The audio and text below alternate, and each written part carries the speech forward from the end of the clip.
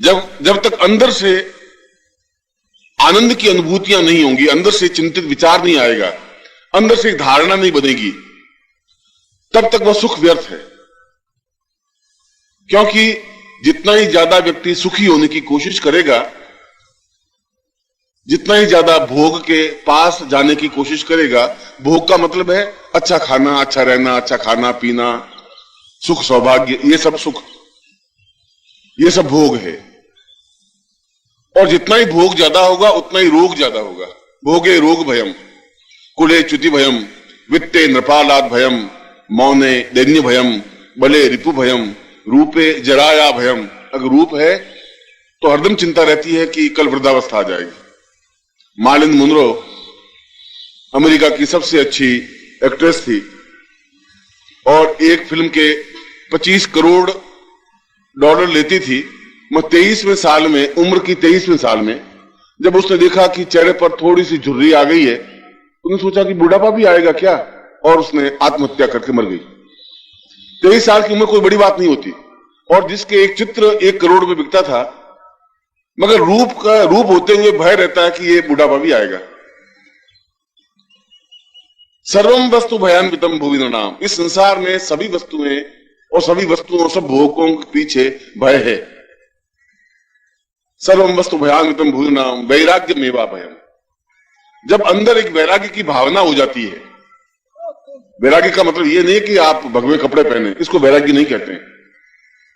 ये भी नहीं होता कि आप जंगलों में जाकर बैठ जाएं, उसको भी वैराग्य नहीं कहते हैं। वैराग्य का मतलब है कि राग जहां नहीं है वो वैराग्य है। राग का मतलब आसक्ति नहीं है। जहां आप आसक्ति करते हैं वही तकलीफ हो जाती है। जहां आप जो ही बेटे के प्रति मोह करते हैं, चाहे उसको बुखार आती है, आपको तकलीफ होने लग जाती है। जब आप आसक्ति नहीं है, आप कई बार, मैंने बहुत पहले 20, 30, 40 साल पहले 1-2 बार मैं सिनेमा घर में भी गया था और वहां मैं देखता था कि 8 आने का टिकट लेकर के बालकनी में जाके बैठे और औरतें भी कई बैठी, पुरुष भी कई बैठे, पूरा हॉल उसका 3rd क्लास 2nd क्लास जो भी होता था भरा हुआ। और बीच में एक जो हीरोइन थी या महिला थी, उसका बेटा मर गया। बेटा उस पिक्चर में, उस चित्रपट पर मर गया। तो जो औरतें थी वो सिसकारियां लेने लगी, रोने लगी, उनकी आंखों में आंसू लाने लगे और हॉल में इतनी अधिक सिसकारियां भर गई कि जैसे बहुत तकलीफ हुई हो। अब उनको मालूम है कि हम 8 आना टिकट देकर के पिक्चर देखने के लिए आए, 3 घंटे बाद इस पिक्चर में से घर जाना है, इसका हमारे से कोई संबंध नहीं है। मगर आसक्ति हो गई कि मैं मां हूं और ये मेरा बेटा है, ऐसा लगने लगा। जो ही लगने लगा रोने लग गई, जबकि ये मालूम है कि ये तो पिक्चर हाउस है, 8 आना देकर के आए, पिक्चर देख करके घर चले जाएंगे। उनको कोई आंसू नहीं आए। अगर हम संसार में ऐसे टिकट लेकर के आ जाएं, देखेंगे ये सब ठीक है, ये कोई बहू चल रही है, बेटा चल रहा है, ये बाप चल रहा है, मां चल रही है, पर ये ध्यान रहे कि मैं 8 आने का टिकट लेकर आया हूं, मुझे वापस जाना है। जब आसक्ति नहीं होगी तो फिर दुख नहीं होगा, और जब दुख नहीं होगा तो धर्म की धारणा होगी। नहीं तो हम हरदम चिल्लाएंगे भगवान ने क्या किया, मैंने इतना पुण्य किया, रोज मंदिर जाती थी, रोज चाराने चढ़ाती थी, और भगवान ने तो कुछ नहीं किया, आज मेरा लड़का बीमार है। आसक्ति। पिछली बार जो मैंने आपको कहा कि भगवान राम या भगवान कृष्ण के बारे में जो कहा, तो मैं आपसे ज्यादा धार्मिक हूं, इसमें कोई दो राय नहीं। मैं भगवान राम के प्रति भी उतना ही अधिक नतमस्तक हूं। मैं ऐसा कोई क्षण नहीं जाता जहां मैं भगवान राम को स्मरण नहीं करता हूं या भगवान कृष्ण को स्मरण नहीं करता हूं। मगर मैंने कहने का मतलब यह है कि खाली मंदिर में जाने से कुछ नहीं होगा, जब तक हम उसको धारण नहीं करेंगे। उस चित्र को घर में लगाने से कुछ नहीं होगा।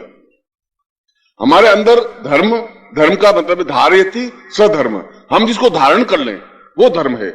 मुंह से बोलने से धर्म नहीं बन सकता। मैं कहूं मैं हिंदू हूं और उसके बाद मेरा वही छल झूठ कपट प्रपंच मेरा बना ही रहे, तो फिर मैं हिंदुत्व नहीं होगा। मेरा हिंदुत्व तब होगा जब मैं अंदर से बिल्कुल आसक्तमय बनूं, अंदर से बिल्कुल धर्म के प्रति एक धारणा बना लूं कि मुझे जो राम के आदर्श है उनका पालन करूं, अपने पिता का वैसी आज्ञा पालन करूं, मैं ऐसी स्त्री बनूं जो एक सीता बनी, ऐसा धारण करूंगा तो मैं हिंदुत्व कहलाऊंगा। वो धारण करने की क्रिया अलग चीज है, देखने की क्रिया अलग है। ये तो आए और हमने उस चित्र को देखा और हाथ जोड़े और खड़े हो गए और आ गए और हमने सोचा हमने बड़ा पुण्य कार्य कर लिया, हम भगवान के निकट पहुंच गए। भगवान के निकट पहुंचने की ये क्रिया नहीं हो सकती। हम एक अहंकार में जी सकते हैं और व्यक्ति चाहे ऊपर से कितना ही शांत और सरल दिखाई दे, मगर क्रोध और अहंकार आदमी का जा ही नहीं सकता, जाता ही नहीं है। और यदि यह है तब तक धर्म नहीं हो सकता, तब तक धारण नहीं हो सकता, तब तक आप आनंद प्राप्त नहीं कर सकते। आनंद प्राप्त करने के लिए जरूरी है कि आप अंदर से बिल्कुल उसके प्रति आसक्तमय हो, अंदर से पूर्ण रूप से जुड़े हुए हो। जब भी एक समस्या आए तो आपके मुंह से अनायास मां और बेटी का रिश्ता एक अलग आत्मिक रिश्ता होता है। और बेटी चाहे हमने कलकत्ता में शादी कर दी है और जो ही कोई तकलीफ आई एकदम उसके मुंह से मां निकलता है। ऐसा क्यों होता है? इसलिए कि उसका इतना अधिक जुड़ाव हो जाता है मां से कि तकलीफ आते ही उसको एहसास होता है कि एक शब्द है मां और तुरंत उसके मुंह से मां निकलता है, बहुत तकलीफ हो गई, या मैं बहुत बीमार हूं, या बच्चा मेरा बीमार है। उसके मन में ईश्वर के बराबर उसका स्थान होता है।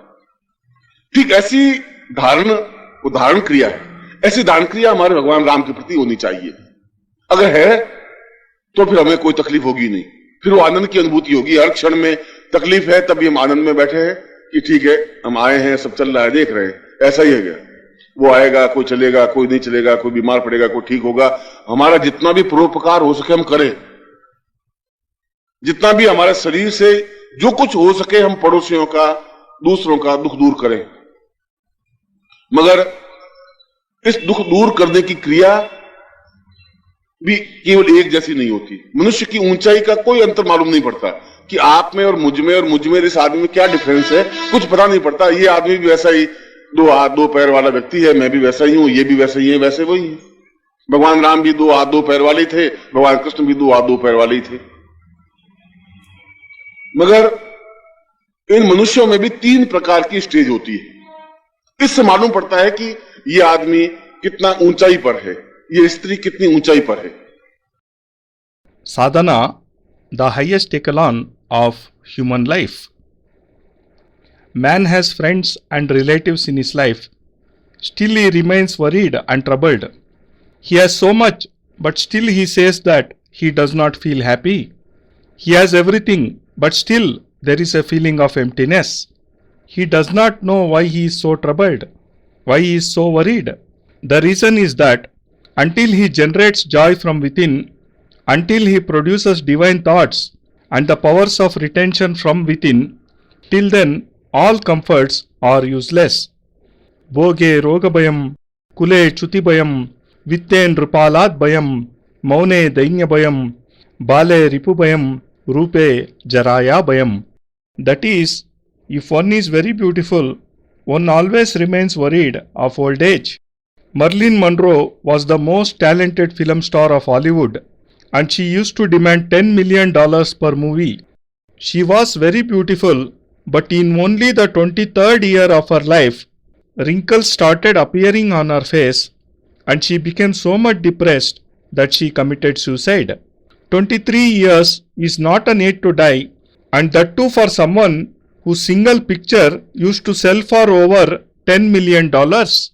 This is but an eternal truth that where there is beauty, there is also a fear of it getting marred due to old age. Sarvam Vastu Bhayanvitam Bhuvinrinam. That is, along with all the pleasures and comforts, there is always a fear in this world. Sarvam Vastu Bhayanvitam Bhuvinrinam Vairagyameva Bhayam. That is, when a spirit of renunciation develops, all fears vanish. Renunciation does not mean wearing saffron robes or leaving one's family. Renunciation means detachment. Detachment is where there is no attachment. Where you have a bond, you shall face distress. You love your son, and if he falls ill, you feel worried about his health. Some 30-40 years back, I once went to see a movie at a cinema hall. The whole hall was filled to its capacity. In the movie, the son of the heroine died, and on seeing this tragic scene, all the women present in the hall started sobbing and weeping. It seemed as if all were feeling grieved. They knew that they had purchased a ticket and had come to see a movie which would end in 3 hours. They knew that all the characters were a part of the fiction and that they had no link with them. But on seeing the movie, they became a part of the plot and felt as if they were the mothers and that their son had died, and hence they started crying. On the other hand, those who remained conscious that it was just a movie saw it and went away to their homes unaffected. We too have come to this world with a ticket, and all that goes around us is a movie. This is my son, my father, my mother. You should remember that you have come here for some time, and one day you shall have to leave. When you don't have any attachments, you won't have any sorrows, and when there won't be any sorrows, you won't resort to the help of religion. You keep saying, "Oh God, what have you done? I daily go to the temple and pray, but still you do not help me." This is nothing but attachment. I had once said to you that I am more religious than you, and this is a fact. I always remain bowed down before Lord Rama. There passes not one moment in my life when I don't remember the name of Lord Rama and Lord Krishna. But this is also true that nothing can be achieved by just visiting a temple. Until we form an image in our hearts, what is the use of hanging a picture of God in the house? Dharma or religion means dharayati sadharma, that is, which we adopt in our lives is religion. Just by speaking that I have adopted a religion does not mean anything. If I say I am a Hindu but continue to tell lies, deceive people, then this is not true Hinduism. I shall be a true Hindu when I become totally detached. If I establish some principles in my life and decide to follow the ideals of Lord Rama and the orders of my father, then this shall be true Hinduism. If I am a woman and adopt the ideals of Sita, then when I follow these principles, then only I shall be called a Hindu. Adopting something is quite different from merely seeing it. We go to a temple and prostrate before the idol of God, fold our hands in prayer. We think that thus we have accomplished a very sacred task, but this is not the way to reach God. We lead an egoistic life. A person may appear humble and peaceful on the surface, but in actual, his anger and his vanity is never subdued. And until these are there in his life, there can be no religion. Till then, good virtues cannot be adopted and one cannot attain true joy. In order to attain joy, it is necessary that you are linked with your souls. Whenever you face any problem, you speak out, "Oh Mother." Just think, why is it so? This happens because a person always has a very close bond with one's mother, who in the childhood takes complete care of that person. Hence, whenever one is in trouble, the same word mother comes to one's lips. "Mother, I feel so unhappy. Mother, I feel ill. Mother, my child is so sick." The reason is that in a person's mind, a mother stands on the same pedestal as God. The process of dharana or adoption or establishing is similar. We should feel similarly for Lord Rama, and if we do this, then we shall not feel any distress, any problem, and shall experience divine joy. Then we shall feel happy even in moments of anxiety. We should be helpful to others as much as we can. We should try to share the sorrows and troubles of others, but this is more easily said than done. In general appearance, all humans appear identical. Each one has 2 hands, 2 legs. I too have this physical form, and so do all other humans. Lord Rama and Lord Krishna also had only 2 hands and feet. But among these very human beings, there are 3 stages through which the actual stature of a person can be known.